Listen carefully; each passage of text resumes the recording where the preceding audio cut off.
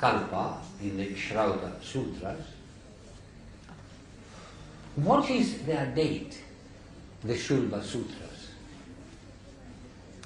Western people place them after Pythagoras, perhaps to say about 4th century BC. But let's see what a great American historian of science says. The next one, please. Now, Seidenberg wrote 2 articles in 1962 and in 1978. And please read what he says about the Shulba Sutras, so that I don't have to keep on speaking.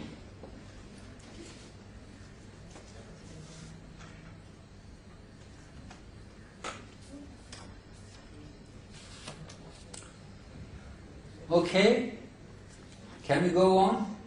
Now you see what he's saying. Babylonian mathematics can be derived from Shulba Sutras. Shulba Sutras are much more complex and cannot be derived from Babylonian mathematics.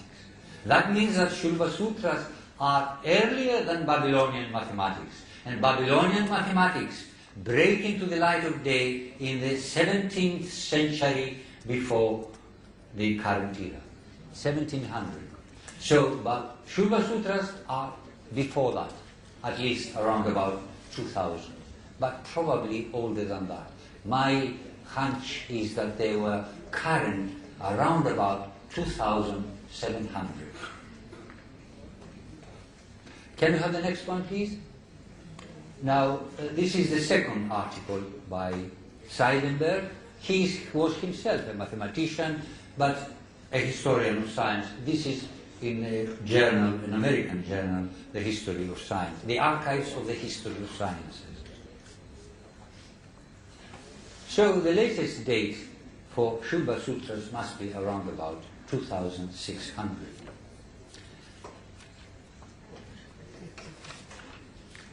Next one, please. Now, these are the trapezoid. Can you hear me? Yes, trapezoid figures that you find in Shulba Sutras described.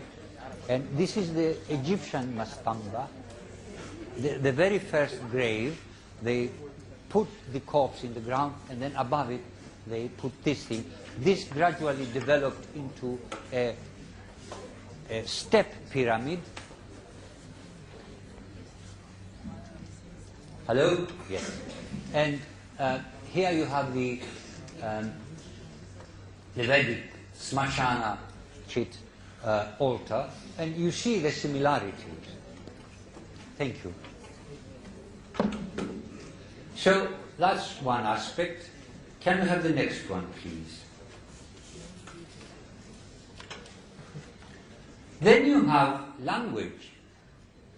Already, even in the hymns of the Rig Veda, you see plays with language. You see the same thing in the Brahmanas. But then, afterwards, you have the great Yaska, the grammarians. The first one is Yaska, who wrote the Nighantu and Nirukta. That's the etymologies of words, in trying to explain certain difficult passages in the Rig Veda that the meaning was being forgotten. So he attempted to re-establish it.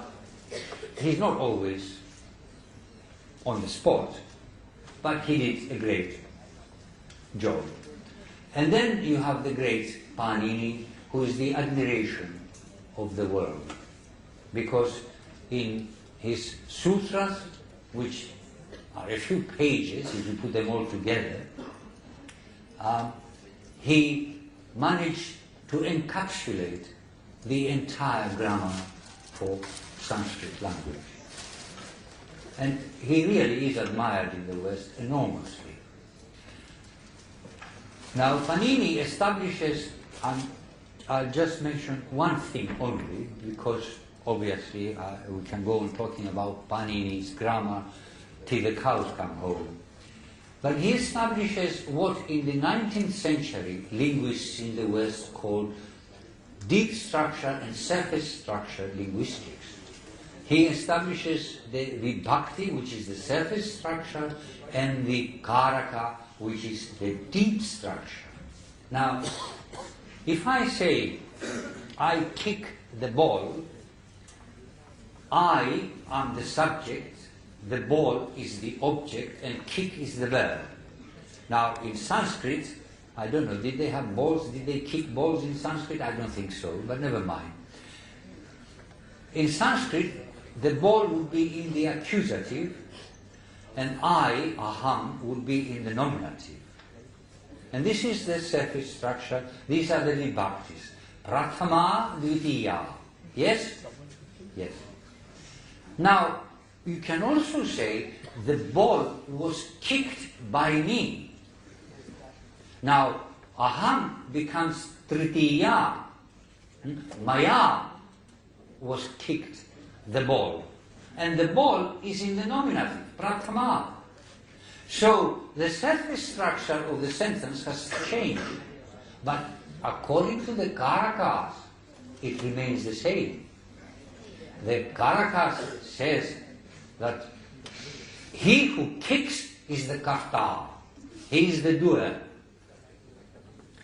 That which is being kicked, which receives the energy of the action, that is the object, karma. So, it took thousands of years for Western grammarians to arrive at these concepts that Panini played at his fingers. So I'm saying these things so that you can understand how great Vedic civilization was, not in terms of buildings, but in terms of ideas, in terms of internal life. Next one, please. After some internecine wars, Sudas and the Dasharajna war, and there were other conflicts as well, the people are scattered all over the earth. Abhiksham, says Vasishta in one of his hymns. Some pushed to the west, Purvaschakara Aparam. This was, thank you very much, Lord Agni driving people westward.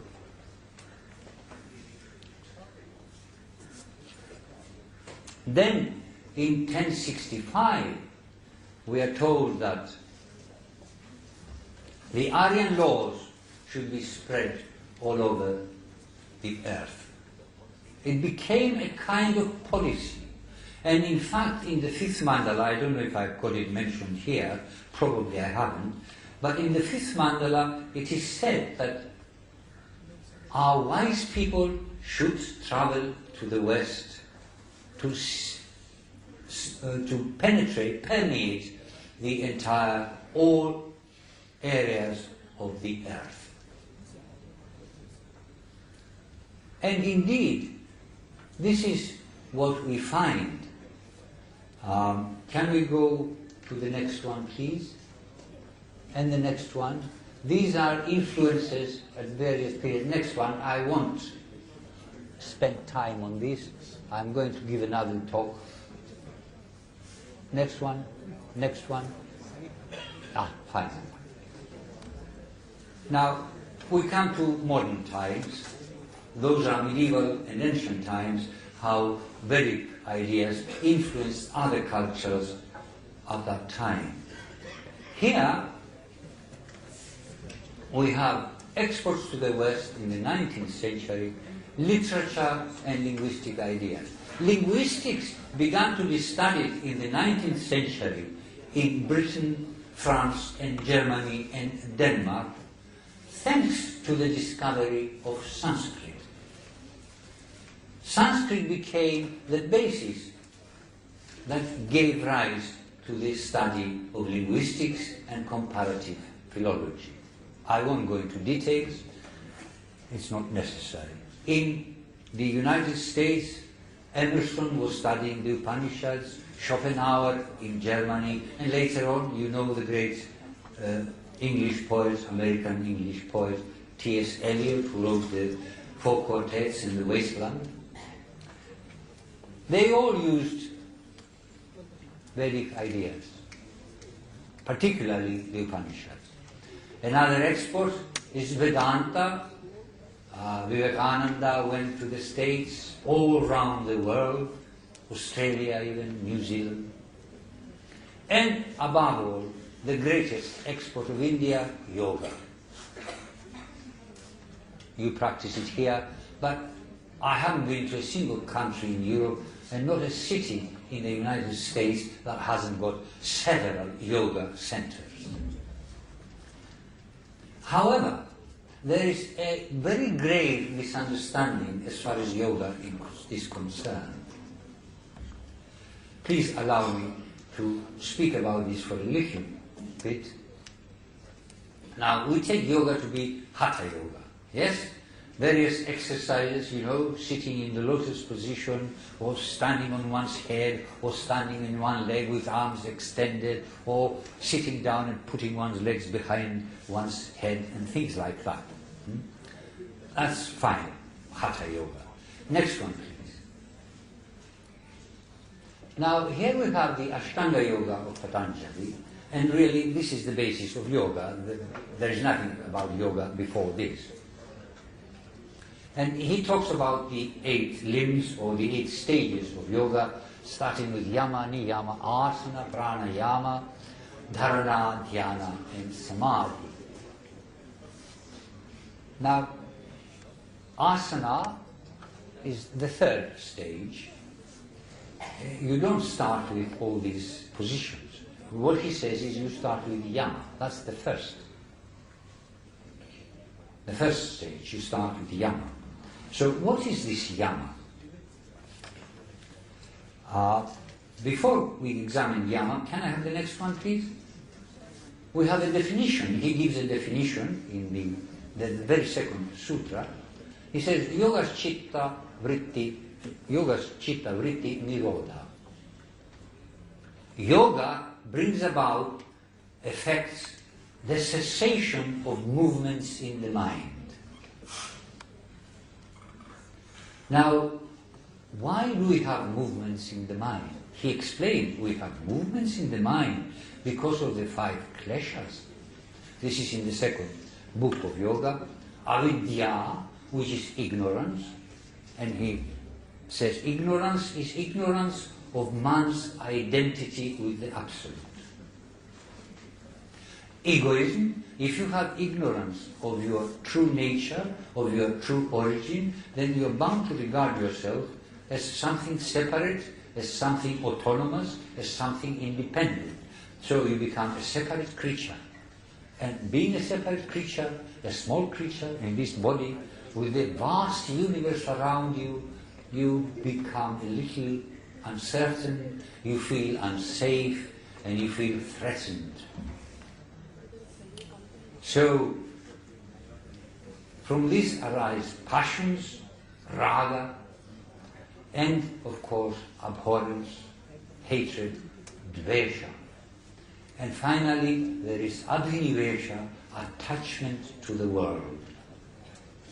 Because we get attached to our body and we identify with our body and we think that this body is I myself, and if anything happens to the body, this happens to myself, we attach great importance to the material world and we get attached to the material world. And we think that if we don't have a house, we are very unhappy and very unfortunate, and if we don't have a car, we are even more unhappy and more unfortunate, and so on and so forth. So we must have cars, houses, clothes, food, and so on and so forth. And we get very attached to these things, and if something happens to our car, we feel as if it has happened to us. This is abhinivesha. Now he says, Patanjali, if you're going to combat these kleshas that create all the turmoil in the mind and do not allow the human being to rest in peace. If you're going to do that, if you want to do that, then you must start with yama. Now you see, throughout the Vedic tradition, there has been an emphasis on being. Be your true self. Be your absolute self. A German scholar, whose name I now forget, said, the Greeks gave to the world the joy of living. And indeed, the Greek civilization is a joyful civilization, full of color and beauty. But the Indians gave to the world the joy of being. Now that's much more important.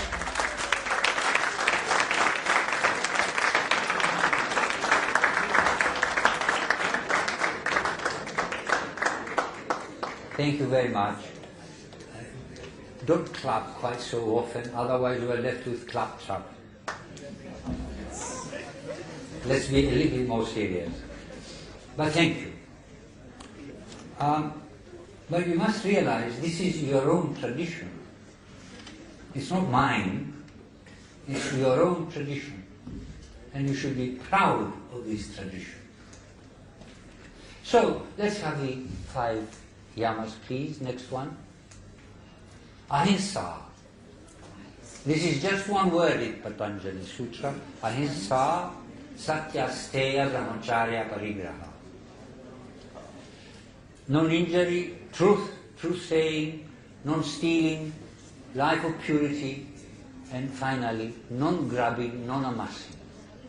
Now, if you are aware at all of other cultures, particularly the Western Christian culture, in the West, in the Mosaic code of the ancient Old Testament of the Jews, when Moses went up to the mountain Sinai and he came down with 2 tablets, there were 10 commandments. You know about this, yes? Now 5 of them are concerned with these things. Thou shalt not kill. That corresponds to ahimsa.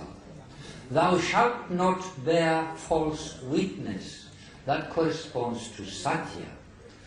These are all negative in the 5 commandments. Then, thou shalt not steal, the asteya, non-stealing. Thou shalt not commit adultery, brahmacharya, life of purity. Adultery didn't mean just going with somebody else's husband or with somebody else's wife. It meant you don't mix things up. You don't contaminate things.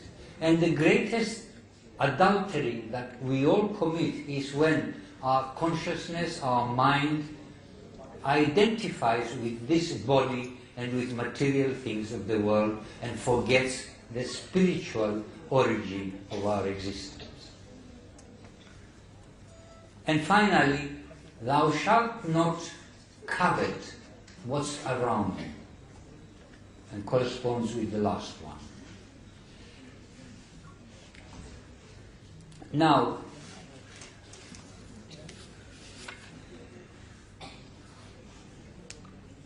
the great virtue, the great historian of science says, the next one please. Now, Seidenberg wrote 2 articles in 1962 and in 1978.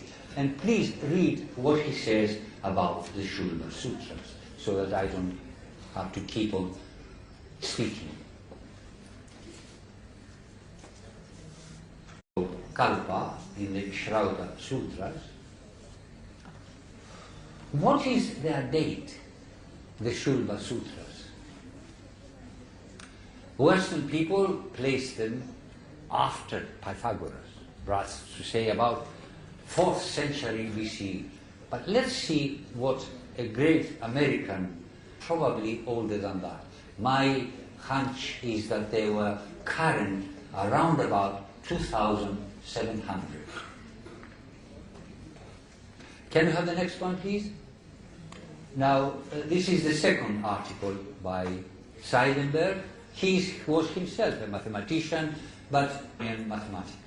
That means that Shulva Sutras are earlier than Babylonian mathematics. And Babylonian mathematics break into the light of day in the 17th century before the current era, 1700. So, but Shulva Sutras are before that, at least around about 2000. But